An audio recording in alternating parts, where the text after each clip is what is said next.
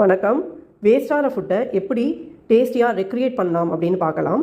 இன்றைக்கி இட்லி உப்புமா. நேற்று எங்கள் வீட்டில் 4 இட்லி மீந்து போச்சுங்க. அதை எடுத்து ஃப்ரிட்ஜில் வச்சுட்டேன். அதை ஃப்ரிட்ஜிலேருந்து எடுத்து 10 மினிட்ஸ் வச்சுட்டு இன்றைக்கி அதை குட்டி குட்டியாக மிக்சியில் கட் பண்ணி போட்டு ஒரு 2-3 பல்ஸ் பண்ணேங்க. பண்ண உடனே அது அப்படியே இப்படி உதிரியாக ஆகிடுச்சுங்க. ஒரு வான்லி போட்டு 2 டீஸ்பூன் எண்ணெய் போட்டாச்சு, கடுகு போட்டாச்சு. அது பொரிஞ்ச உடனே கடலைப்பருப்பு, உளுத்தம் பருப்பு, ஒரு சிகப்பு மிளகாய் போட்டு ஃப்ரை பண்ணலாம். அது பாதி ஃப்ரை ஆன உடனே பச்சை மிளகாவையும் கருவேப்பிலையும் போட்டு ஃப்ரை பண்ணலாம். இந்த கடலைப்பருப்பு, உளுத்தம் பருப்பும் நல்லா செவந்த உடனே வெங்காயத்தை போட்டுக்கலாம்.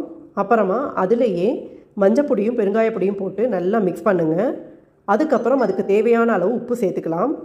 இப்போது இந்த வெங்காயம் நல்லா டிரான்ஸ்பரண்ட்டாக ஆன உடனே தக்காளி போட்டு நல்லா ஃப்ரை பண்ணுங்கள். இந்த தக்காளியை போட்டுட்டு நல்லா ஃப்ரை பண்ணிக்கோங்க. ஒரு 3 மினிட்ஸ் ஆகட்டும்.